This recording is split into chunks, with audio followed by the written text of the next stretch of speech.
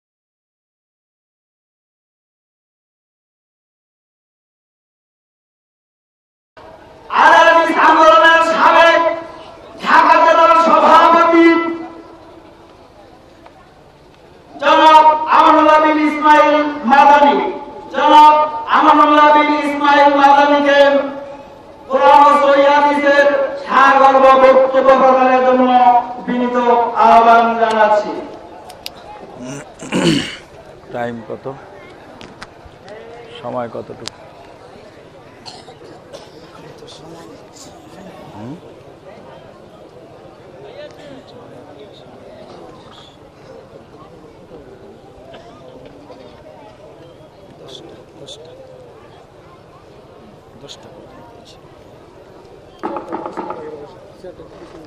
আসসালামু আলাইকুম ওয়া রাহমাতুল্লাহি ওয়া বারাকাতুহু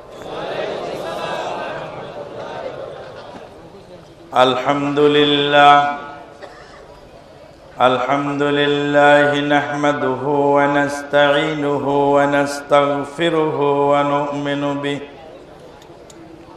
ওয়া নু'মিনু বিহি ওয়া নাতাওয়াক্কালু আলাইহি ওয়া নাউযু বিল্লাহি মিন শুরুরি আনফুসিনা ওয়া মিন সাইয়্যাতি আ'মালিনা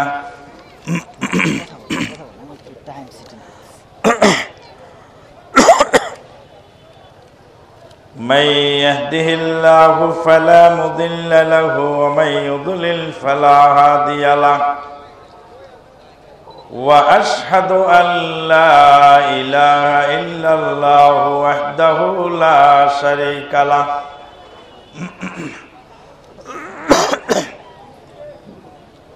وأشهد أن محمدا عبده ورسوله صلى الله عليه وسلم الذي أرسله بالحق بشيرا ونذيرا وداعيا إلى الله بإذنه وسراجا منيرا أما بعد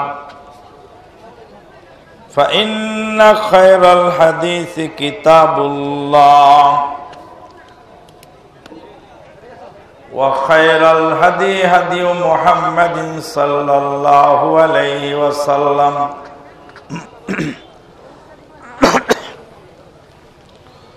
وشر الأمور محدثاتها وكل محدثة بدعة وكل بدعة ضلالة وكل ضلالة في النار أما بعد فقد قال الله تبارك وتعالى في الكلام المجيد والفرقان الحميد بعد أعوذ بالله من الشيطان الرجيم يا أيها الذين آمنوا اتقوا الله حق تقاته ولا تموتن إلا وأنتم مسلمون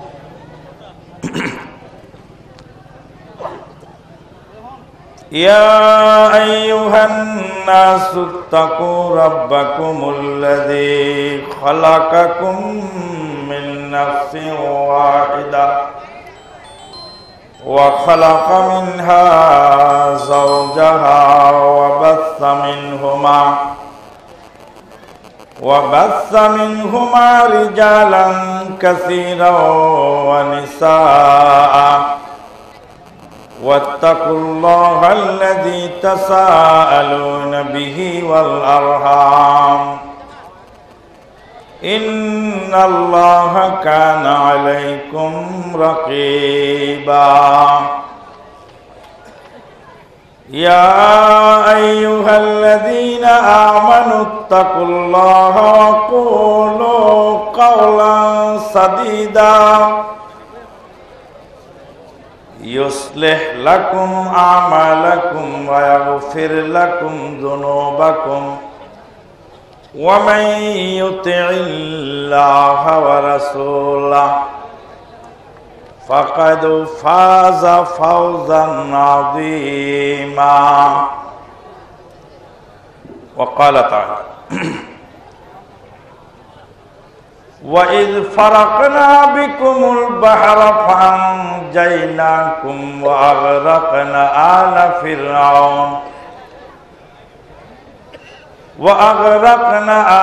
فرعون وأنتم تنظرون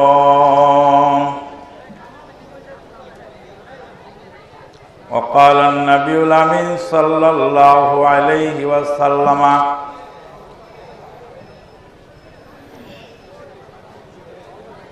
من عمل عملا ليس عليه أمرنا فهو رد رواه مسلم ويقول الشاعر ترد النجاة ولم تسلك مسالكها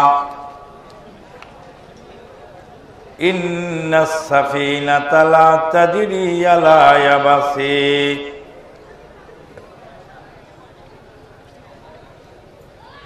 আল্লাহ পাকের অশেষ মেহেরবানিতে গোবিন্দপুর কালনী এলাকার যুব সংঘের যুব সমাজের উদ্যোগে আয়োজিত ইসলামী সম্মেলনে যোগদান করার সুযোগ আমরা লাভ করেছি। যে আল্লাহ পাক আমাদেরকে এই মহতী অনুষ্ঠানে হাজির হওয়ার তৌফিক দান করলেন, তারই বারগাহে জানাই শুকরিয়া আলহামদুলিল্লাহ। নবী মুহাম্মদুর রাসূলুল্লাহ সাল্লাল্লাহু আলাইহি ওয়াসাল্লামের প্রতি জানাই অগণিত অসংখ্য দরুদ ও সালাম। আল্লাহুম্মা সাল্লি আলা মুহাম্মাদিন ওয়া আলা আলি মুহাম্মাদিন কামা সাল্লাইতা আলা ইব্রাহিম ওয়া আলা আলি ইব্রাহিম ইন্নাকা হামিদুম মাজিদ। আল্লাহুম্মা বারিক আলা মুহাম্মাদিন ওয়া আলা আলি মুহাম্মাদিন কামা বারাকতা আলা ইব্রাহিম ওয়া আলা আলি ইব্রাহিম ইন্নাকা হামিদুম মাজিদ। আজকের এই মহতারাম সভাপতি, মাননীয় পরিচালক, উপস্থিত উলামায়ে কেরাম ও সুধী মণ্ডলী, দূর দূরান্ত থেকে আগত সমাগত ভক্তিভাজন মুরব্বিয়ান, সমবয়সী বন্ধুবর্গ, স্নেহের বয়োকনিষ্ঠ ভ্রাতৃ ও শ্রোতৃ মণ্ডলী, পর্দার অন্তরালে অদূরে সুদূরে শ্রদ্ধাস্পদিনী স্নেহাশিস মা ও ভগ্নীগণ, আজকের এই মাহফিল, আজকের এই অনুষ্ঠান, এটা একটি যুগান্তকারী ঐতিহাসিক অনুষ্ঠান। কারণ আজকের এই অনুষ্ঠানে বাংলাদেশের বরেণ্য উলামায়ে কেরাম এখানে হাজির হয়েছেন। বিশেষ করে শেখ আব্দুর রাজ্জাক বিন ইউসুফ, তরুণ উদীয়মান লব্ধ প্রতিষ্ঠ গবেষক শেখ মুজাফফর বিন মোহসেন, এনাদের মতো আলেমদেরকে এখানে একত্রিত করতে পারাটা এটা একটা বিরাট বিরল ঘটনা, ঠিক না বেঠিক? এই যে সুবর্ণ সুযোগ, এই সুযোগটা ইবলিস শয়তান আপনাদেরকে গ্রহণ করতে দিবে না। ওই জন্য ইবলিস শয়তান তার চল্লি পল্লি চেলা চামচা ডানে বামে পাঠিয়ে দিয়েছে। যারা ডানে বামে দাঁড়িয়ে আছে কথা বলছে এরা সবাই ইবলিসের চেলা। যারা শুনতে এসেছে এদের এই শোনাকে ব্যাহত করার জন্য, এই মাহফিলকে ক্ষতিগ্রস্ত করার জন্য তারা এসেছে। যারা সত্যিকার অর্থে কোরআন ও হাদিসের কথা শোনার জন্য এসেছেন তারা খুব দ্রুত গতিতে জায়গা নিয়ে বসে পড়েন। 10-15 মিনিট পরে বা আধা ঘন্টা পরে আপনি জায়গা পাবেন বলে আমার মনে হয় না। কাজেই যেইভাবে জনতার ঢল নেমেছে, তাওহীদের জোয়ার বইছে, গোটা বিশ্বে আলোড়ন সৃষ্টি হয়েছে, সেই আলোড়নে আলোড়িত আজকের এই যুব সমাজ আলহামদুলিল্লাহ এই মাহফিলকে ব্যাহত করবেন না। আপনারা প্রত্যেকেই ভলান্টিয়ার, নিজ দায়িত্বে নিজের ভলান্টারি নিজেই করুন। যারা কথা বলছেন একটা লোক যেন কথা না বলে, আর কোনো লোক যেন রোডে ঘাটে দাঁড়িয়ে থাকতে না পারে। ঠিক আছে তো? মেহেরবানি করে সবাই বসুন। ইবলিসের দলে নাম না দিয়ে মোমেনের খাতায় নাম লিখিন। আল্লাহ পাক আপনাকে আমাকে কবুল করুন, আল্লাহুম্মা আমিন। জুমার খুতবার মধ্যে আজকে বলছিলাম সেই সুদূর কানাডা প্রবাসী দিনী ভাই জনাব ফেরদাউসের কথা। ফেরদাউস কালকে রাতে আমাকে ফোন দিলেন, ফোন দিয়ে বললেন, মাদানী সাহেব, আপনার মাধ্যমে গোটা বিশ্ববাসীর কাছে আমি কানাডা প্রবাসী, দৃষ্টি প্রতিবন্ধী, আমি চোখে দেখতে পারি না, আমি চোখে দেখি না, আমি দৃষ্টি প্রতিবন্ধী। আমি গোটা বিশ্ববাসীর কাছে আমার দাওয়াতটা আমি পৌঁছিয়ে দিতে চাই। আমি অন্ধ চোখে যা দেখি, বাংলার লক্ষ জনতা চক্ষুষ্মান হওয়া সত্ত্বেও তা দেখে না। আমি পিস টিভি আর কোরআন ও সহিহ হাদিসের আলোচনা ছাড়া আমার চোখের সামনে আর কিছু ভাসে না। আমি চোখে দেখি না, আমার চর্মচক্ষু নাই, কিন্তু অন্তর্চক্ষু আল্লাহ খুলে দিয়েছেন আমাকে। আল্লাহু আকবার। কে বললেন কথাটা? কানাডা প্রবাসী জনাব ভাই ফেরদাউস গতকাল আমাকে মেসেজটা দিলেন। গিরিশ থেকে আরেক ভাই ফোন দিয়েছেন, নাম তার সোহাইল আহমেদ। সেই গিরিশ প্রবাসী সোহাইল ভাই বলছেন, আমার বয়স 24 বছর, 12 বছর বয়সে বাংলাদেশ থেকে বেরিয়ে গেছি, আর বিগত 12 বছরে এক যুগ তামাম বিশ্বের অলিগলি, Iran, Turan, Japan, German, England, Holland, Poland, বিশ্বের বিভিন্ন প্রান্ত ঘুরে আমি আজকে গ্রিসের মাটিতে অবস্থান নিয়েছি। 24 বছরের সোহাইল আমি বলছি, 24 বছর বয়সে আমার বুদ্ধির খেই হারিয়ে ফেলেছি। আমার জীবনের মোড় পরিবর্তন করেছে পিস টিভি আর ইন্টারনেটের আপনাদের বক্তব্য। বলুন আলহামদুলিল্লাহ। মাসিকাত তাহরিক দাঁড়ে দাঁড়ে পৌঁছে গেছে, আহলে হাদিস আন্দোলনের আওয়াজ তামাম পৃথিবীতে পৌঁছে গেছে। লক্ষ লক্ষ কোটি কোটি যুবক আজকে তাওহীদি কাফেলায় যোগ দিয়েছে আলহামদুলিল্লাহ। এই গণজোয়ার কেউ ফিরাতে পারবে না। আল্লাহর নবী সেদিন ভবিষ্যৎবাণী বলেছিলেন, ইয়াদখুলুল ইসলামু ফি কুল্লি বাইতি মাদারিন ওয়া ওয়াবারিন বিইজ্জি আজিজিন আও যিল্লি জালিলিন। প্রত্যেক কাঁচা পাকা ঘরে ইসলামের আওয়াজ পৌঁছে যাবে। আজকে সেই জাহেলিয়াত, শিরক বেদাতের কুহিলিকায় নিমজ্জিত যারা, বেদাত ও শিরকের রক্তপাশ যাদেরকে আঁকড়ে ধরেছে, তারা কিন্তু পালাবার পথ খুঁজে পাচ্ছে না, তাই পাগলের মতো প্রলাপ বকা শুরু করেছে। আল্লাহু আকবার, সুবহানাল্লাহ বিহামদি, সুবহানাল্লাহ আযীম। একজন যুবক ভাই আমাকে একটা বক্তৃতা নিয়ে এসে শোনালেন। বক্তৃতা দিয়েছেন এদেশের একজন নামজাদা আলেম, নামজাদা বক্তা। নামজাদা বক্তা বক্তৃতা দিচ্ছেন, বক্তৃতা দিয়ে বলছেন যে আপনারা টাকা পয়সা দিয়ে ওই পাবনার পাগলরে নিয়ে এসে কথা শোনেন। নাম বলছে, আমার নাম বলতে বলতে বেফাস বেসামাল ভাষা ব্যবহার করলো। এতই নাদানের নাদান, ও মনে করে যে পাবনার মানুষ পাগল। পাবনার মানুষ কি পাগল? পাবনাতে কি পাগল উৎপন্ন করা হয় না পাগল মেরামত করা হয়? সারা দুনিয়ার পাগল পাবনায় মেরামত হয়েছে বক্তা, কিন্তু তুমি মেরামত হতে পারো নাই। তুমি যতই আস্ফালন করো না কেন, কোরআন সুন্নাহর এই কাফেলার জিম্মাদার খোদ আল্লাহ পাক। অতএব পৃথিবীর কোন শক্তি এই কাফেলাকে দমাতে পারবে না। আল্লাহু আকবার। বলতেছিলাম বন্ধুগণ, আপনারা সুন্দর হয়ে বসুন। আলেম ওলামা আসবেন, তাদের কাছ থেকে কথা শুনবেন। আর আমি তো আপনাদের সেই পুরাতন খুব কাছের লোক, আমি হলাম মেজবান। মেহমানরা আসবেন তো মেজবান তখন ছেড়ে দিবে। আজকে খুতবার মধ্যেও কথাগুলি বলেছি, আর এখানেও কিছু কিছু ইঙ্গিত দিয়ে যাব ইনশাআল্লাহ।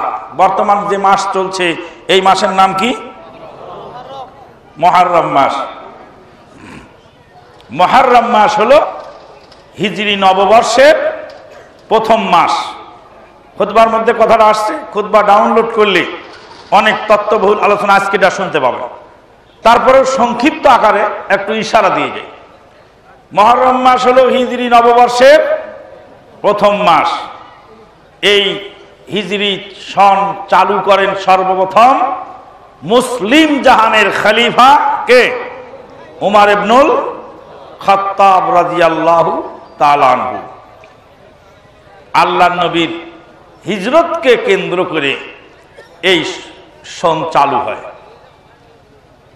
হিজরি সন। হিজরি সন আর ইংরেজি বৎসর আর বাংলা বৎসর, বাংলা এবং ইংরেজি আর হিজরি বৎসরের মধ্যে মৌলিক পার্থক্য কি তা কি জানেন? কি পার্থক্য? আজকের যারা খুতবা শুনেছেন তাদের মধ্যেকার এক একজন বলেন কি পার্থক্য? 10 দিন করে। আহসান্ত, জাযাকাল্লাহ খায়ের। 30 বছর পরে একজন লোক যদি ইংরেজি মাস অনুযায়ী কোনো অফিসে চাকরি করে অথবা বাংলা মাস অনুযায়ী চাকরি করে, তাহলে 30 বছর পরে 1 বছরের বেতন কম পাবে। আর যদি আরবি ক্যালেন্ডার অনুযায়ী চাকরি করে, তো 30 বছর চাকরি করলে ওই বাংলা ইংরেজির বছরের চেয়ে 1 বছরের বেতন কি পাবে? বেশি পাবে। কেননা আরবি বছর হয় 355 দিনে, 360 দিনও পড়ে না, বছরে 5 দিন কম থাকে। আরবি বছর প্রত্যেক বছরে 360 দিনের আরো 5 দিন কম থাকে। আল্লাহর নবী সাল্লাল্লাহু আলাইহি সাল্লাম বলেছিলেন, আশ-শাহরু হাকাযা হাকাযা ওয়া হাকাযা ওয়াশ-শাহরু হাকাযা ওয়া হাকাযা ওয়া হাকাযা। মা আয়েশা সিদ্দিকা রাদিয়াল্লাহু তাআলা আনহার সাথে আল্লাহর নবী ইলা করেছিলেন 1 মাসের। মানে কোন লোক যদি স্ত্রীর সাথে অভিমান করে বলে 1 মাস তোমার সাথে আমি দেখা সাক্ষাৎ করব না, 1 মাসে ইলা করার পরে 29 দিন পার হয়েছে, মা আয়েশা সিদ্দিকার ঘরে এসে নবী সাল্লাল্লাহু আলাইহি ওয়াসাল্লাম হাজির। মা আয়েশা সিদ্দিকা রাদিয়াল্লাহু তাআলা আনহা বললেন যে 30 দিনের জন্য 1 মাসের জন্য ইলা করলেন, তো একটা দিন আর সহ্য হলো না, একটা দিন থাকলেই তো মাসটা পুরা হতো। তখন নবী সাল্লাল্লাহু আলাইহি ওয়াসাল্লাম বলছেন, আশ-শাহরু হাকাযা ওয়া হাকাযা ওয়া হাকাযা ওয়াশ-শাহরু হাকাযা ওয়া হাকাযা ওয়া হাকাযা। মাস আরবি 10, 20, 30, 10, 20, 29 এইভাবে হয়। তাহলে আরবি নববর্ষ, আরবি বৎসরে চাকরি করলে 1 বছরের বেতন, 30 বছর চাকরি করলে 1 বছরের বেতন বেশি পাওয়া যায়। ইংরেজি বছরের চাকরি করলে প্রত্যেক বছরে আপনাকে 10-11 দিন করে বেশি খাটতে হয়, যার কোনো বেতন আপনি পান না। এগুলি লেবারদেরকে, শ্রমিকদেরকে ঠকানোর জন্য আন্তর্জাতিক ষড়যন্ত্র। ইসলাম মানলে গরিব দুঃখী মানুষ, লেবারেরা সুবিধা পায়, আর ইহুদি নাসারার ক্যালেন্ডার মানলে মিল মালিকেরা, কোম্পানির মালিকেরা সুবিধা পায়, শ্রমিকরা বঞ্চিত হয়। ইসলাম মানুষকে কি দিয়েছে আপনি দেখেন না? আপনি খুঁজলেই পাবেন যে ইসলাম মানুষকে কত কিছু দিয়েছে। আল্লাহু আকবার। ইসলাম মানুষকে শান্তির ঠিকানা দিয়েছে দুনিয়া ও আখিরাতে। ইসলাম মানুষের ইহকাল পরকালকে সাবলীল করার জন্য এসেছে। আল্লাহ পাক বলেন, আউযু বিল্লাহি মিনাশ শাইতানির রাজিম, তাহা মা আনজালনা আলাইকাল কুরআনা লিতাশকা, তাহা মা আনজালনা আলাইকাল কুরআনা লিতাশকা। আল্লাহ বলেন, হে নবী, আমি আপনার উপরে এই কোরআন নাজিল এই কারণে করি নাই যে আপনি হতভাগা হবেন। কোরআন আপনাকে হতভাগা বানানোর জন্য নাজিল করি নাই। আজকে যারা কোরআন পড়ে তারা সমাজের মানুষের কাছে হতভাগা, তারা হতো লাঞ্ছিত, বঞ্চিত, অবহেলিত। ইন্না লিল্লাহি ওয়া ইন্না ইলাইহি রাজিউন। আল্লাহ পাক বলেন, ইয়া তাহা মা আনজালনা আলাইকাল কুরআনা লিতাশকা, আপনাকে দুর্ভাগা বানানোর জন্য আপনাকে কোরআন দেই নাই, কোরআন দিয়েছি আপনাকে সৌভাগ্যশীল বানানোর জন্য। বন্ধুগণ, ইসলাম আমাদেরকে কি শিক্ষা দিয়েছে? এই নববর্ষ মুহররম মাস, এই মুহররম মাস আমাকে শিখিয়ে গেল যে গোলমাল চলবে না।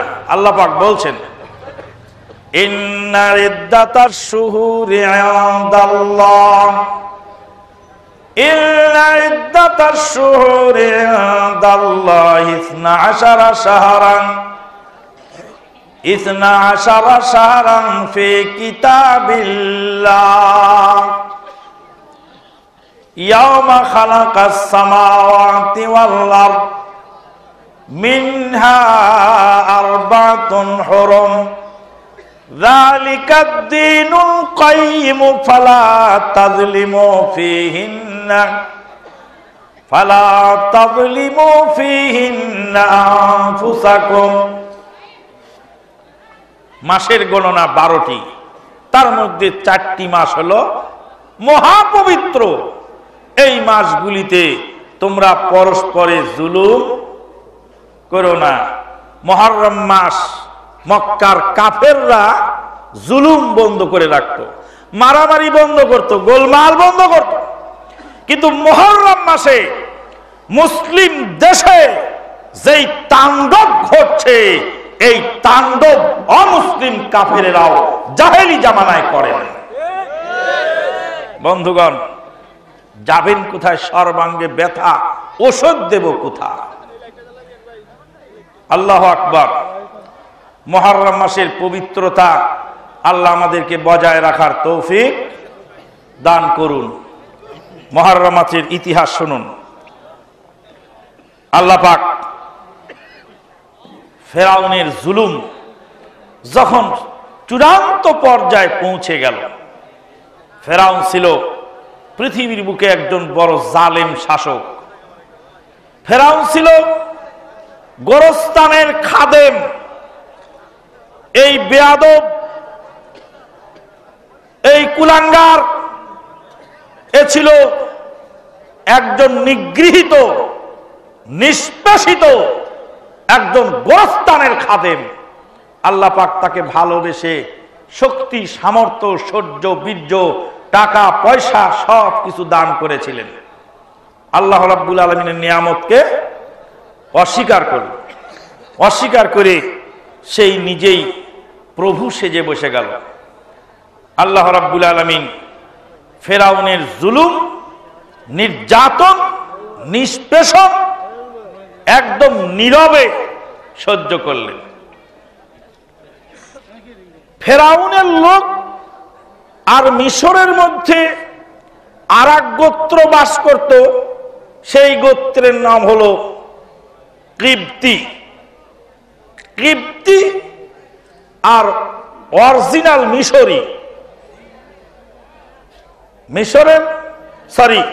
মিশরের মধ্যে বানি ইসরাইল আর কিবতি। বানি ইসরাইল হলো ইহুদি নাসারা। ইসরাইল হযরত ইয়াকুব আলাইহিস সালাতু ওয়াস সালামের নাম। ইসরা মানে বান্দা, আর ইল মানে আল্লাহ। আল্লাহকে ওদের ভাষায় ইল বলা হয়। ইসরাইল মানে আল্লাহর বান্দা। আল্লাহর বান্দা ইয়াকুব আলাইহিস সালাম। ইয়াকুব আলাইহিস সালামের বংশের যত লোক, এদেরকে বলা হয় বানি ইসরাইল। আর বানি ইসরাইলরা হলো ইহুদি এবং নাসারা। বানি ইসরাইলের আগমন মিশরের মাটিতে কিভাবে হলো? ইয়াকুব আলাইহিস সালামের ছেলে ইউসুফ আলাইহিস সালামকে ধরে মেরে পিটে কুয়ায় ফেলে দিল। আর সেই কুয়া থেকে মিশরের বণিকেরা ইউসুফ আলাইহিস সালাতু ওয়াস সালামকে নিয়ে মিশরে বিক্রি করল। কথা বন্ধ করুন, কথা বন্ধ না করলে আমি কথা বলতে আমার খুব কষ্ট হয়। প্লিজ কথা বন্ধ করুন। যারা এখানে দাঁড়িয়ে আছেন তারা এখান থেকে সরে যান, আর নাই বসে পড়েন, দুটার একটা করেন। আপনারা এখানে দাঁড়িয়ে থেকে আমাদের এই মাহফিলটা নষ্ট করবেন। আমি যেই কথাগুলি বলবো, এই কথাগুলি আপনি কোনো কেতাব খুঁজেও পাবেন না সহজে, আর কোনো আলেমের মুখেও শুনবেন না। 36 বছরের লেখাপড়ার অভিজ্ঞতা তামাম বিশ্বের উলামায়ে কেরামদের কাছে বিন্দু বিন্দু করে আহরণ করা এলেম থেকে আমি কিছু কিছু বলার চেষ্টা করি। ইয়াকুব আলাইহিস সালামের ছেলে ইউসুফ আলাইহিস সালামকে মিশরে নিয়ে বিক্রি করলো।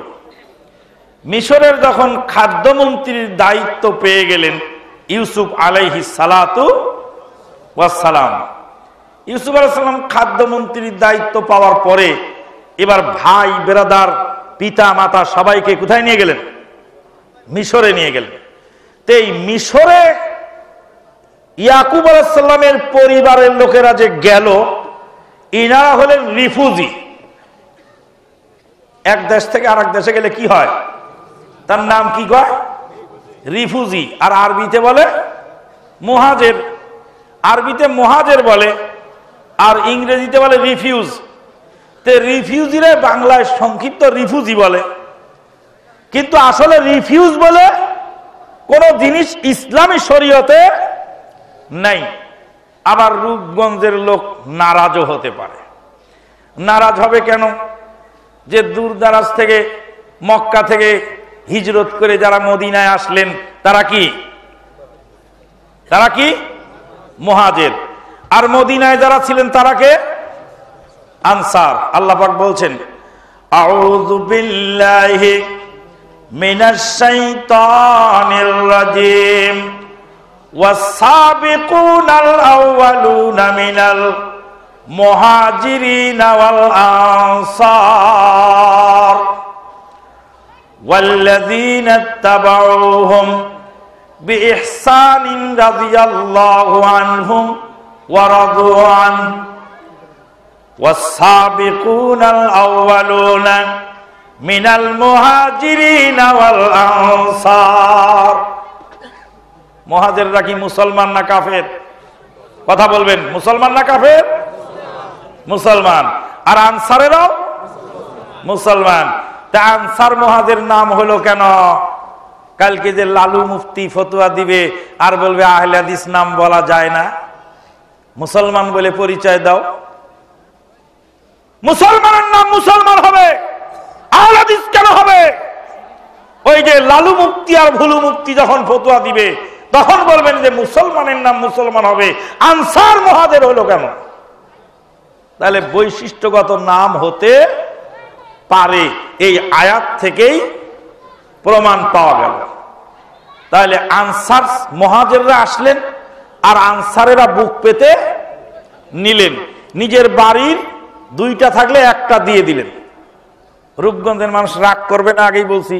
আমরা যদি বলি যে আমরা মুহাজির এসেছি গো বানভাসী দেশ থেকে, নর্থ বেঙ্গলে আমাদের থাকার জায়গা নেই, একটা প্লট দেন তো, দেবেন? আরে টাকা নিয়ে প্লট পাওয়া যায় না, আবার টাকা না দিয়ে দিবে নাকি? অথবা প্লট কিনতে গেলে কয় আমারটা একটু রেখে লিস ভাই। এই আনসার মুহাজিরদের ইতিহাস, আনসার মুহাজির এই হিজরত, এই হিজরি সন আপনাকে আমাকে যে মহান ত্যাগের কথা শিক্ষা দেয়, সেই ত্যাগ আজকে বাস্তবের সমাজে যখন বাস্তবায়ন করবেন তখন তো তার একটা ফল পাবেন। আল্লাহ পাক বলছেন ওয়াস-সাবিকুনাল আউওয়ালুনা মিনাল মুহাজিরিনা ওয়াল আনসার। বনি ইসরাঈলেরা মিশরের মাটিতে যখন চলে গেল, ইয়াকুব আলাইহিস সালামের বংশধর আর ফেরাউনের বংশধর, ফেরাউনের বংশধরেরা হলো অরিজিনাল মিশরি, তারা হলো অরিজিনাল কিবতি, আর বনি ইসরাঈলরা হলো বনি ইসরাঈল। বনি ইসরাঈলেরা আদবে কায়দায়, সভ্যতায়, ভদ্রতায়, শিক্ষায়, দীক্ষায়, মানবতায়, জ্ঞানে গুণে, এলেমে কালামে সব দিকে অগ্রসর হয়। অরিজিনাল ফেরাউনের বংশধরদের মধ্যে তা পাওয়া যায় না। বনি ইসরাঈল আর ওই মিশরীরা সব সময় দ্বন্দ্ব হতো। একদিন এক দ্বন্দ্ব হলো, ওই যে ফেরাউনের লোক, ফেরাউনের লোক যদি হয়, সরকারি দলের লোক হয়, তার পাওয়ারই থাকে আলাদা। আর পুলিশের শালা যদি হয় তো তার মুখে পাও ধরন দেয় না। কোন পুলিশের শালা থাকলে আল্লাহর রাস্তায় মাফ করবেন, আপনাকে বলিনি, আপনি তো এগুলি করেন না, ওই জন্য আপনাকে বলি, যে করে তাকে বলছি। কাজে আপনার রাখার কিছু নাই এখানে। বলবেন যে আমি ভালো মানুষ, আমাকে কয় কেন? আপনাকে তো কইনি। এরকম পুলিশের শালা আছে কিনা যে পুলিশের শালা ওর মুখে পাও ধরন যায় না? আল্লাহু আকবার। এই মিশরীরা বনি ইসরাঈলদেরকে নির্যাতন করে। এবার খড়ি কেড়ে নিল। মুসা আলাইহিস সালাতু ওয়াস সালাম মারলেন এক ঘুষি।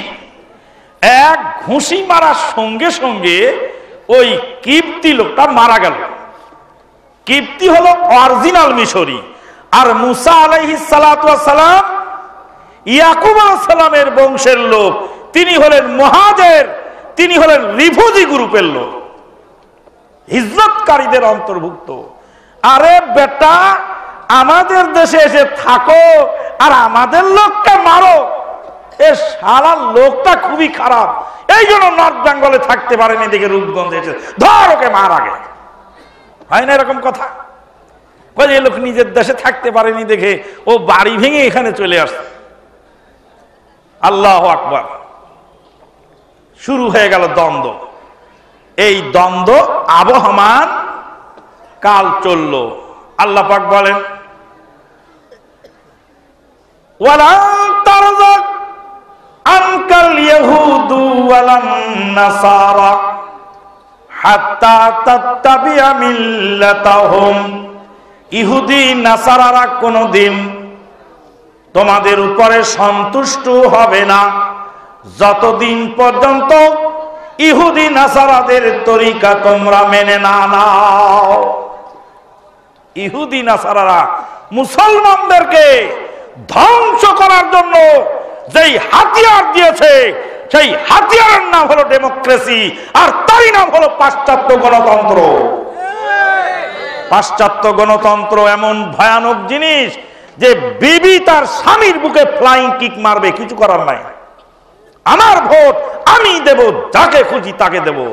স্বামী কেন আমাকে বলবে, বাপ কেন আমাকে বলবে, ভাই কেন আমাকে বলবে?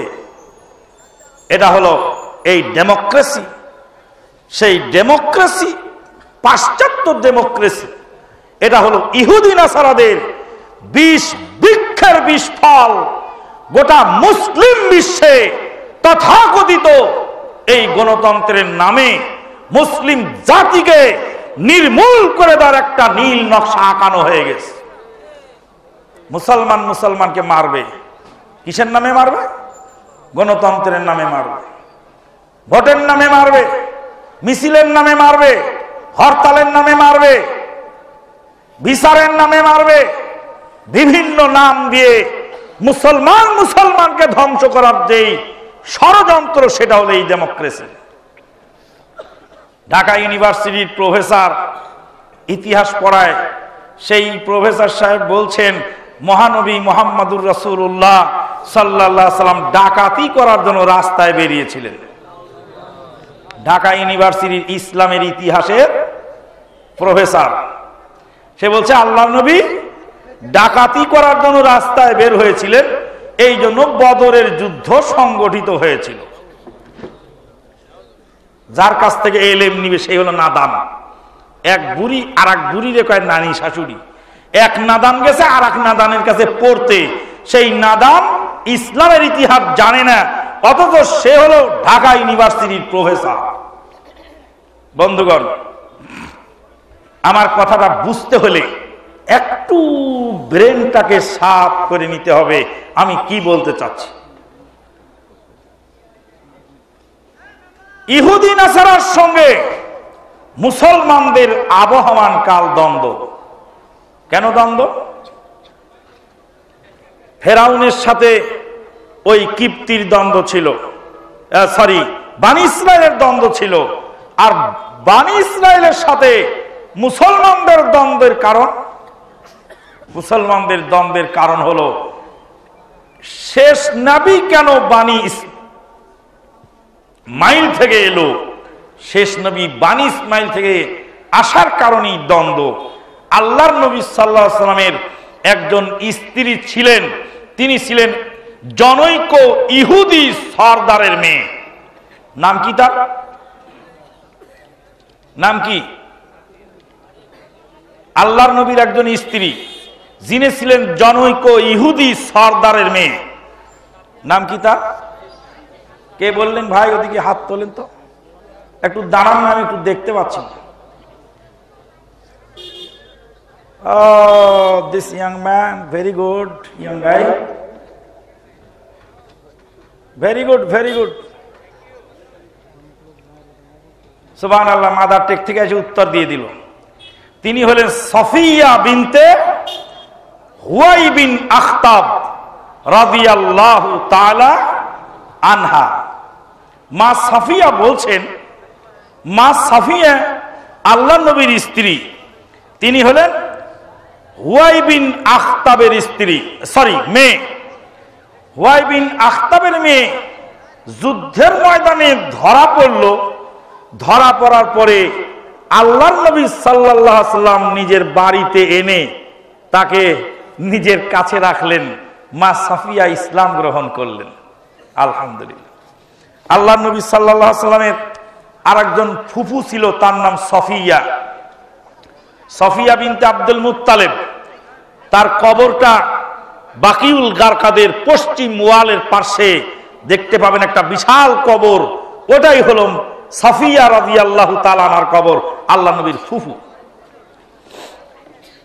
আল্লাহ নবীর স্ত্রী সফিয়া বিনতে হুয়াই রাদিয়াল্লাহু তাআলা আনহা বলছেন যে আমি তখন ছোট, ভুরভুর করে হেঁটে বেড়াই আর বাড়িতে চলাফেরা করি।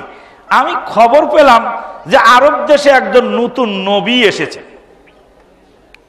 আর আমার আব্বা আর আমার চাচা দুইজন মিলে এই নবীকে দেখার জন্য গেলেন।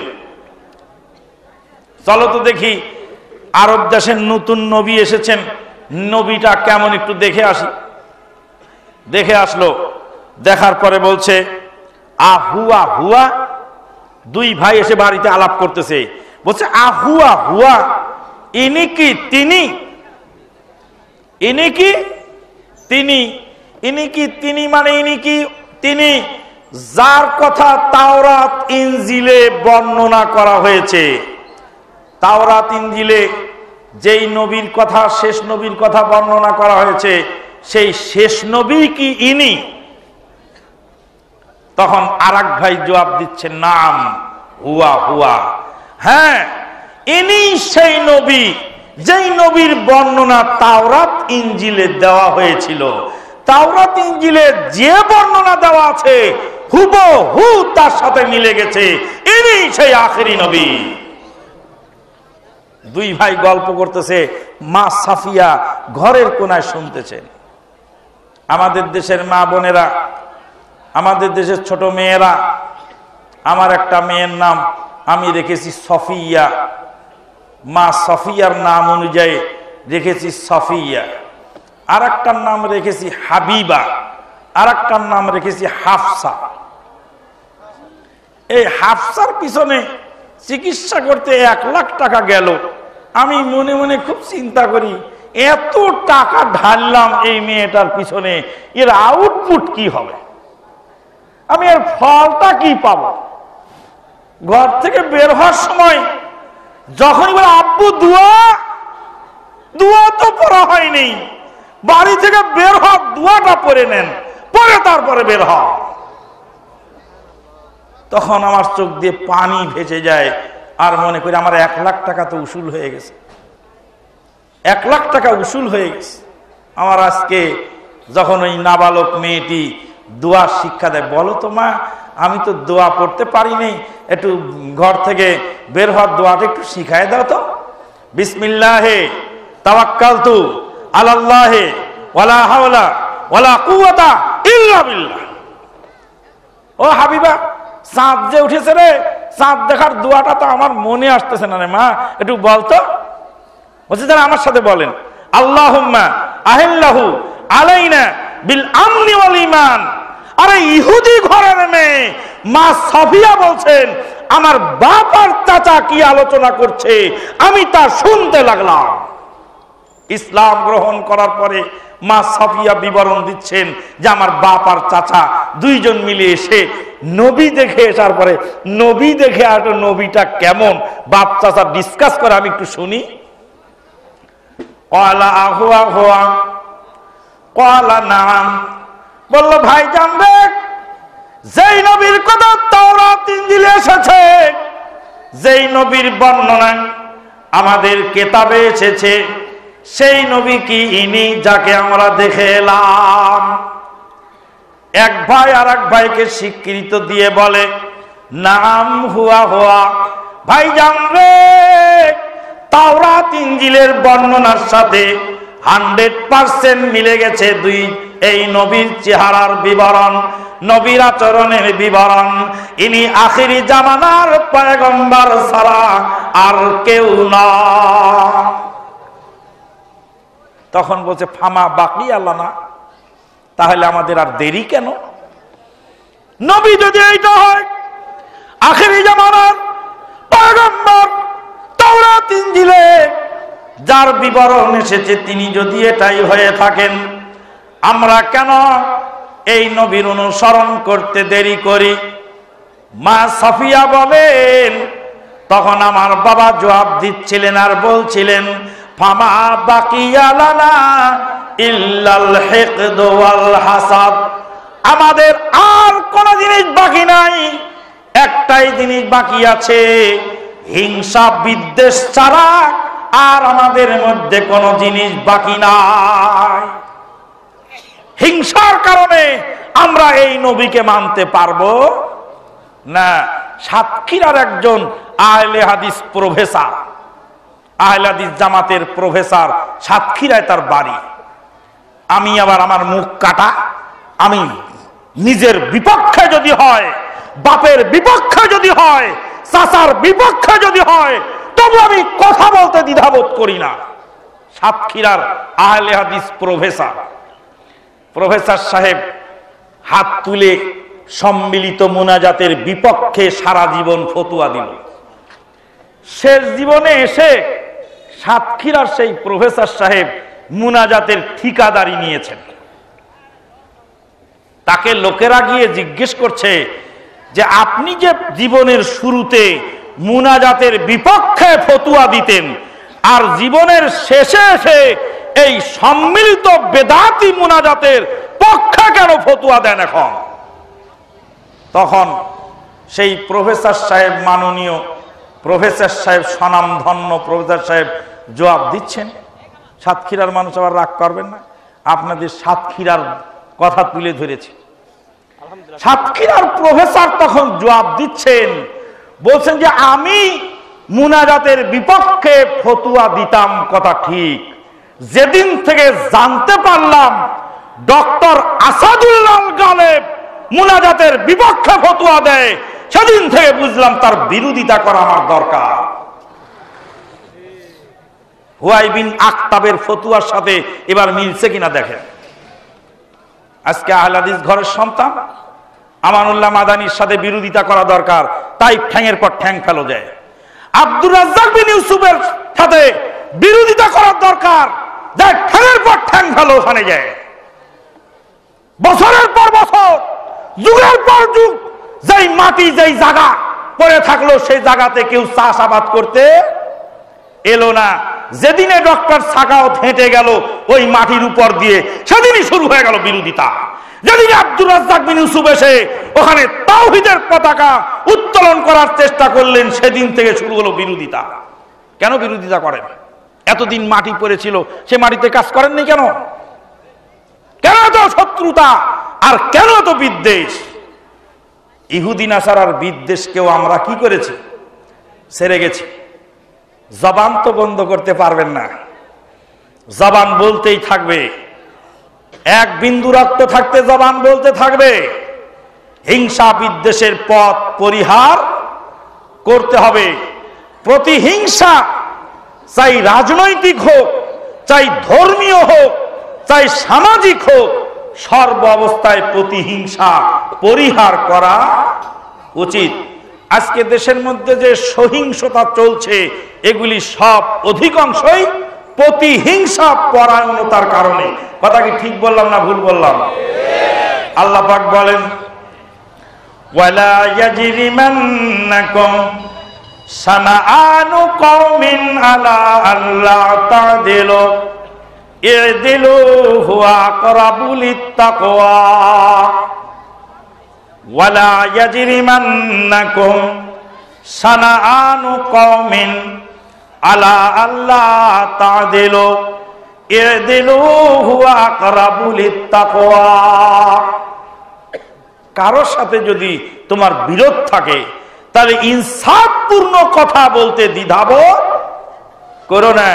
তোমার শত্রুও যদি, তোমার বিপক্ষের লোক যদি, তোমার বিরোধী দলের লোক যদি, তোমার অপোজিশন পার্টির লোক যদি হক কথা বলে, তবে হকের স্বীকৃতিটা দিয়ে দিও। মা সাফিয়া রাদিয়াল্লাহু তাআলা আনহা বলেন, ইহুদি নাসারাগণ কেমন শত্রুতা মুসলমানের সঙ্গে রাখে, কেমন দুশ্মনী রাখে, সেদিন আমার বাপ চাচার সংলাপে আমি বুঝতে পেরেছিলাম। আমার বাপ চাচা দুইজন মিলে ডিসাইড করলেন, ইনি হলেন শেষ নবী, আখিরি নবী মুহাম্মাদুর রাসূলুল্লাহ সাল্লাল্লাহু আলাইহি ওয়াসাল্লাম। সেই নবীকে পাওয়ার পরে হিংসা বিদ্বেষের কারণে আর শত্রুতার কারণে সেই অবস্থায় সেখানে আর চলা সম্ভব হয় নাই, আর বলা সম্ভব হয় নাই। হিংসা বিদ্বেষ মানুষকে অধপতনের অতল তলে নিয়ে যায়। আল্লাহর নবী বলেন, ইন্নাল হাসাদা ইয়াকুলুল হাসানাতু কামা তাকুলুন নারুল হাতাব। আল্লাহর নবী বলেন, উম্মত রে, হিংসা পরিহার করে চলো। হিংসা এমন একটি ব্যাধি, হিংসা এমন একটি ভয়ানক জিনিস। আগুন যেমন কাঠের খড়িকে খেয়ে ছাই বানায় ফেলে, আগুন যেমন মূল্যবান কাঠ খেয়ে ফেলে, আগুন যেমন লক্ষ কোটি টাকা দামের আসবাবপত্রকে পুরো ছাই করে দেয়, হিংসার আগুন তোমার নেক কাজগুলিকে ওইভাবে ধ্বংস করে দেয়। হিংসা পরিহার করো, খবরদার হিংসা করো না। হিংসা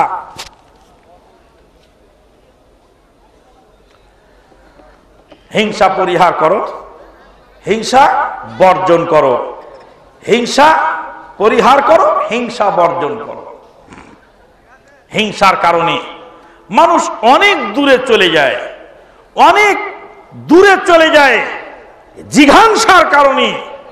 আল্লাহ পাক বলেন, বিসমিল্লাহির রহমানির রহিম, কুল আউযু বিরাব্বিল ফালাক মিন শাররি মা খালাক ওয়া মিন শাররি গাসিকিন ইযা ওয়াকাব ওয়া মিন শাররিন নাফাসাতি ফিল উকাদ ওয়া মিন শাররি হাসিদিন ইযা হাসাদ। হিংসুক যখন হিংসা করে, সেই হিংসা থেকে আল্লাহর কাছে আমি আশ্রয় চাই। একজন জ্ঞানী লোককে জিজ্ঞেস করা হয়েছিল, পৃথিবীর বুকে সবচেয়ে দাহ্য বস্তু কি আছে? জ্ঞানী লোক জবাব দিলেন, হিংসার আগুনের চেয়ে বড় দাহ্য বস্তু পৃথিবীর বুকে আর কোনো কিছুকেই দেখা যায় নাই। হিংসার আগুন হলো পৃথিবীর বুকে সবচেয়ে দাহ্য বস্তু। তামাম পৃথিবীর মুসলিম জাতিগণ যখন শান্তিতে বসবাস করে, ইসলাম যখন তাদের ঘরে এবং বাইরে শান্তির বার্তা পৌঁছায় দিল, ইহুদি নাসারাগণ তখন মুসলমানদেরকে শান্তিতে থাকতে দেবে না। ইহুদি নাসারা বনি ইসরাইলেরা ফেরাউনের কবলে পড়ে সেদিন নির্যাতিত হয়েছিল, আজকে আবার তারাই নির্যাতন শুরু করে দিল। আল্লাহ রাব্বুল আলামিন সেদিনের সেই নির্যাতনের ইতিহাস তুলে ধরে বলেন, আউযু বিল্লাহি মিনাশ শাইতানির রাজিম, ওয়া ইয ফারাকনা বিকুমুল বাহরা ফানজাইনাকুম ওয়া আগরাকনা আলা ফিরআউন ওয়া আনতুম তানজুরুন। ওয়া ইয ফারাকনা বিকুমুল বাহর ফানজাইনাকুম ওয়া আগরাকনা আলা ফিরআউন ওয়া আনতুম তানজুরুন। মুসা নবীকে ধরিবারে ফেরাউনের লস্করে লাল দরিয়ায় ডুবে মলা। ফেরাউন ও হামান তুমি রহিম ও রহমান। ফেরাউন ডুবেছিল কোথায়? নীল দরিয়ায়। কোথায় ডুবেছিল? নীল দরিয়ায়। নীল কি দরিয়া না নদী? নীল কি দরিয়া না নদী? দরিয়া না নদী? নদী। নীল হলো নদী না দরিয়া? সাগর না নদী? নদী। লালুও মুফাসসিরে কোরআন, আবার ভুলুও মুফাসসিরে কোরআন। আরে পেটের উপর বোম মারলে তাফসীর শব্দ লিখতে কয়টা অক্ষর লাগে জানে না। তারপরে হয়েছে আন্তর্জাতিক খ্যাতি সম্পন্ন মুফাসসিরে কোরআন, কি বলে, তুফাজ্জল বৈরাগী। যেদিন থেকে তুফাজ্জল তাফসীরে কোরআন মুফাসসিরে কোরআন হলো, সেদিন থেকে আমি বলছি বাংলার তাফসীরের হাড়িতে আর ওয়াজের হাড়িতে কুত্তায় মুখ দিছে। কুত্তায় মুখ দিলে যেমন খানাটা পুরাটা নষ্ট হয়, আজকে ওয়াজ মাহফিলের জাত মান গেছে যেদিন থেকে তুফাজ্জলের মতো একজন নাদান জাহেল মূর্খ গন্ড শিরক বেদাতের ঠিকাদার যেদিন থেকে আন্তর্জাতিক ক্ষতি সম্পন্ন মুফাসসিরের নাম দিয়েছে, সেদিন বাংলার তাফসিরের হাঁড়িতে আর ওয়াজের হাঁড়িতে কুত্তায় মুখ দিছে। বুঝলে, তাফসির করতেছে নীল নদীতে মুসা নবী ডুবলেন, ফেরাউন ডুবলেন, মুসা নবী পার হয়ে গেল। আল্লাহর কোরআনের আয়াতটা পড়েননি আপনি? বাহার মানে কি নদী না সাগর? বাহার মানে কি নদী না সাগর? বাহার মানে কি নদী না সাগর? আর নদীর আরবি কি? নাহার। আল্লাহ আকবার। আল্লাহ পাক বলেন ওয়াইজ ফারাকানা বিকুমুল বাহারা ফানজাইনাকুম ওয়া গারাকনা আলা ফিরাউন ওয়া আনতুম তানজুরুন। যেদিন তোমাদের জন্য সাগরের পানিকে বিদীর্ণ করে রাস্তা করে দিয়েছিলাম, আল্লাহ পাক বললেন সাগরের পানি বিদীর্ণ করে রাস্তা করে দিয়েছিলাম। মুসা কালিমুল্লাহ আলাইহিস সালাতু ওয়াস সালাম সুদূর মিশর থেকে পাড়ি দিয়ে লোহিত সাগর পাড়ি দিয়ে পূর্ব পারে যেই জায়গায় আসতেছিলেন সেই জায়গার নাম হলো মাদিয়ান। মাদিয়ান শহরে আসতে গেলে লোহিত সাগর ছাড়া অন্য কোন পানি সামনে আর পড়ে না। যাবেন উত্তর দিকে, উত্তর দিকে গেলে দিক শুকনা জমিন আছে, ফিলিস্তিনের মাটি দিয়ে আবার মাদিয়ানে আসা যায়। লোহিত সাগরের পূর্ব পারে হলো মাদিয়ান আর পশ্চিম পারে হলো মিশর, আর লোহিত সাগর চলছে মাঝখান দিয়ে। মুসা কালিমুল্লাহ আলাইহিস সালাতু ওয়াস সালাম রাতের বেলায় রওনা দিলেন, উত্তর দিক দিয়ে যাবেন, ওই উত্তর দিক দিয়ে শুকনা মাটি দিয়ে মাদিয়ানে চলে আসবেন। কিন্তু রাস্তায় দিক ভুল হয়ে গেল, পূর্ব দিকে যাওয়া শুরু করলেন। যেতে যেতে দেখতে পেলেন বিশাল সাগর, সাগরের ঢেউ, সামনে পানি এসে আছড়ে পড়ছে সাগরের কিনারায়। মুসা কালিমুল্লাহ আলাইহিস সালাতু ওয়াস সালাম হতবিহ্বল হয়ে পড়লেন। আল্লাহ বললেন মুসা রে, হতবিহ্বল হওয়ার তোমার কারণ নেই, চিন্তার তোমার কারণ নেই। তুমি তোমার হাতের লাঠিখানা দিয়ে সাগরের পানির উপরে আঘাত করো। আঘাত করার সঙ্গে সঙ্গে 12টি রাস্তা হয়ে গেল, পানিগুলি সব দাঁড়িয়ে গেল, সাগরের তল দিয়ে চলার পথ হয়ে যায়। আলহামদুলিল্লাহ। পানি কার কথা শোনে? পানি কার কথা শোনে? আল্লাহর কথা শোনে। পানি মানো না, আরে জাপানকে কিভাবে সাইজ করেছে দেখো না, হ্যাঁ, কাগজের পোটলার মতো করে সব করা গাড়ি তুলে নিয়ে গাঙে ভাসায় নিয়ে চলে গেল, হা করে তাকায় রইল। সুনামির আঘাতে বড় বড় বিল্ডিং আছড়ে পড়লো কিভাবে দেখো না। সাগর তোমার কথায় চলে। আল্লাহ রাব্বুল আলামিন বলেন ওয়াইজ ফারাকনা বিকুমুল বাহরা ফানজাইনাকুম ওয়া গারাকনা আলা ফিরাউন ওয়া আনতুম তানজুরুন। সাগরের পানির মাঝখান দিয়ে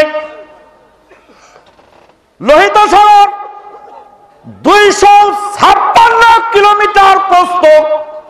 লোহিত সাগর যেখানে প্রশস্ততা বেশি ওখানে হলো 256 কিলোমিটার। মদিনা ইউনিভার্সিটি থেকে একটা ট্যুরে গেলাম একবার ইয়াম্বো বন্দরে। ইয়াম্বো বন্দরের পাশে যেখানে সামুদ্রিক বন্দর, তেল রিফাইন হয় ওখানে, ওর পাশে রয়েছে বড় বড় মিল কারখানা, ইন্ডাস্ট্রিজ। ওখানে বলা হয় ইয়াম্বু আল বাহার। আর তার পাশে রয়েছে আর একটা হলো ইয়াম্বু আস সানাইয়া, ইন্ডাস্ট্রিজ এরিয়া। আর একটা হচ্ছে ইয়াম্বু আন নাখিল, যেখানে হয় ফল এবং ফসল। বদরের রাস্তা দিয়ে সামনের দিকে যেতে গেলে ডান দিকে হলো ইয়াম্বু সাগরের, ওখানে হলো আপনার ইয়াম্বু আল বন্দর। ইয়াম্বু বন্দর যাওয়ার আগেই হলো আল্লাহর নবীর মা দুঃখিনী মা হালিমা সাদিয়ার কবর। আল্লাহর নবী একদিন ওই রাস্তা দিয়ে যেতে যেতে সাহাবীদেরকে বললেন, সাহাবীরা তোমরা একটু দাঁড়াও, এখানে হলো আমার মা দুঃখিনীর কবর, আমি একটু মায়ের কবরটা জিয়ারত করে যাই। আল্লাহর কাছে কবর জিয়ারতের অনুমতি চাইলেন। আল্লাহর নবী কবর জিয়ারতের জন্য দাঁড়িয়ে গেলেন। মার কবরের পাশে দাঁড়িয়ে আল্লাহর নবী বললেন, আল্লাহ গো, আমাকে আমার মায়ের জন্য দোয়া করার অনুমতি দাও। আল্লাহর নবী বলেন, আল্লাহর নবীকে আল্লাহ বললেন, ও নবী, তোমার মা বেদিন হয়ে মারা গেছে, তোমার মায়ের জন্য দোয়া করার অনুমতি নাই। সাহাবায়ে কেরামগণ বলেন, আল্লাহর নবী কাঁদতে লাগলেন। আল্লাহর নবীর কান্না দেখে আমরাও কাঁদলাম। পাব্বাকা ও আবকা, এত বড় নবী হয়ে লক্ষ কোটি কোটি মানুষের সুপারিশ করবেন, নিজের মায়ের জন্য, নিজের বাপের জন্য কিছু করার নাই। সহিহ মুসলিম শরীফের হাদিস, আপনি অস্বীকার করেন? বেয়াদব মুফাসসির বলে দেয় যে আল্লাহর নবীর মাকে আর বাবাকে কবর থেকে বাইর করে নিয়ে তারপর আবার তওবা পড়ে আল্লাহর নবী আবার কবরে দাফন করছিলেন।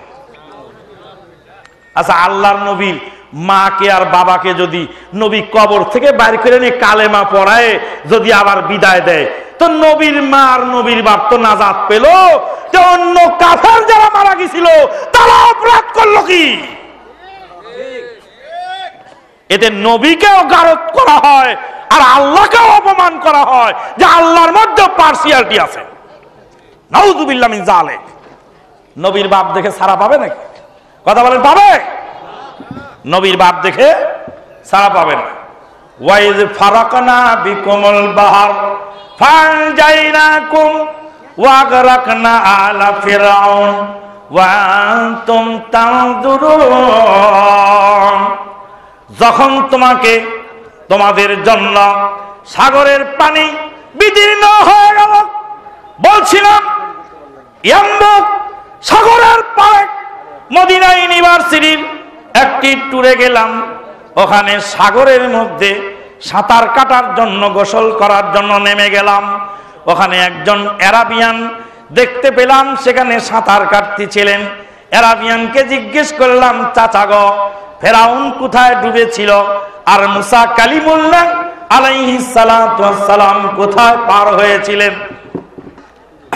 আরাবিয়ান চাচা বললেন, এখান থেকে প্রায় ৩৩ কিলোমিটার পশ্চিম দিকে যে এলাকা দেখতে পাচ্ছ বাছাধন, মোটামুটি অনুমান করা যায় ওই এলাকা দিয়ে তারা পার হয়েছিলেন। আল্লাহ বললেন বাহার আর হুজুরে বলে নাহার। তিনি হলেন আন্তর্জাতিক খ্যাতি সম্পন্ন মুফাসসিরে কোরআন। কোরআনের আয়াতটাও পড়ার সুযোগ হয় নাই, আর বাহার মানে কি আর নাহার মানে কি ওটাও জানার সুযোগ হয় নাই। আমাকে আগে বলা হয়েছিল আপনার টাইম 10টা, এখন বলা হলো 9:15। তার মানে হলো যে আগেই লাগাম টেনে দেওয়া হলো, যেটা পাই ধরেছিলাম পাইটা আর উড়ালো না। এই জন্য এখানেই আমি সমাপ্তি দিলাম। আমা আলাইনা ইল্লাল বালাগ।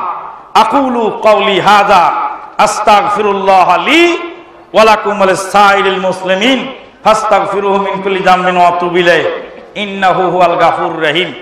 আগামী 16 তারিখে, এই আগামী নভেম্বর মাসের 16 তারিখে ওই যে কি মনোহর যেন,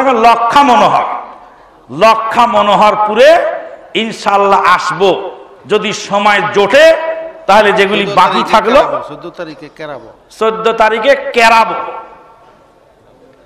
তারিখে কেরাবো, কাঞ্চন কেরাবো, 18 36 পারা ঘুরতে যাবো, গলা চিপা ফুনাবো, কেরকেরাইতে কেরাবো, বিড়বিড়াইতে বিড়াবো। কেরকেরাইতে কেরাবো যাবেন ইনশাআল্লাহ 14 তারিখে পাবেন, আর 16 তারিখে পাবেন এখানে ইনশাআল্লাহুল মুস্তাআন। আমি তো আগেই বলেছি যে আমি হলাম খাদিমদার, আমি হলাম এখানকার মেজবান, হোস্ট, নট এ গেস্ট। আমি আপনাদের গেস্ট না, আমি হোস্ট। যার ফলে গেস্ট এসে গেছে, আমি এখন ছেড়ে দিতে বাধ্য। ফিতরার টাকা ও কুরবানির চামড়ার টাকা কারা পাবে?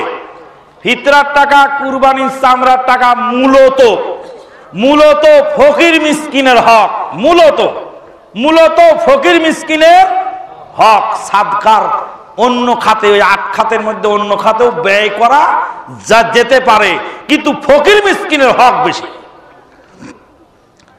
স্বর্ণরূপা কি পরিমাণ হলে তার জাকাত দিতে হবে?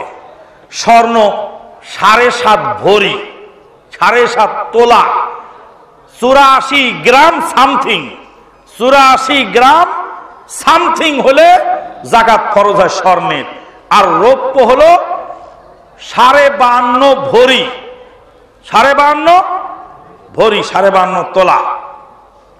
7.5 ভরির নিচে স্বর্ণ থাকে, তাহলে কি তার জাকাত দিতে হবে?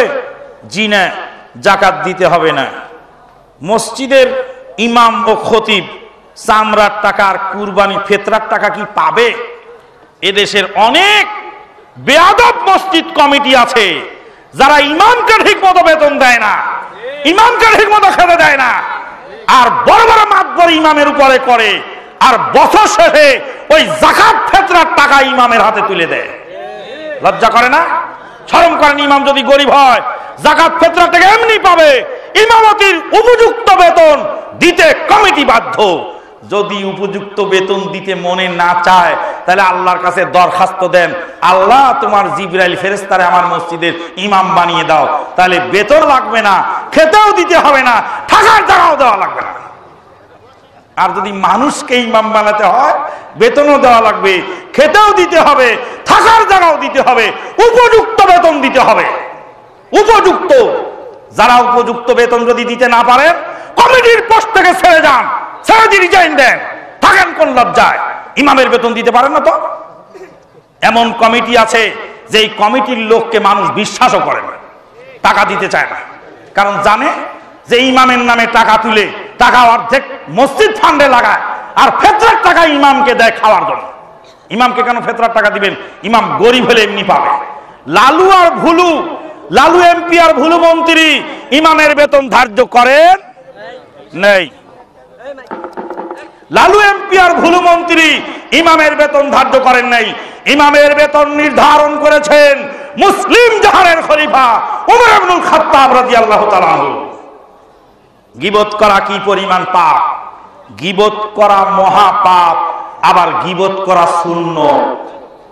কোন জায়গায় সুন্নত আর কোন জায়গায় মহাপাপ বুঝে নিয়ে করেন। চট করে গীবতের হাদিস আমাকে দিবেন আর দিয়ে বলবেন আপনি গীবত করলেন কেন? জি না, আল্লাহর নবী নিজে আমাদেরকে শিখিয়েছেন যেই সমস্ত জনকল্যাণমূলক কাজ আছে, যেই সব জায়গায় গীবত করা বৈধ, সেগুলি ইমাম নববী রাহমাতুল্লাহ আলাইহি তার ওই যে কি বলে ওটাকে, রিয়াদুস সালেহিনের শুরুতে সুন্দর করে বিস্তারিত ব্যাখ্যা তুলে ধরেছেন। সেগুলি আলেম ওলামার কাছে জেনে নেবেন, নতুবা রিয়াদুস সালেহিন পড়ে নেবেন। ওয়া মা আলাইনা ইল্লাল বালাগ।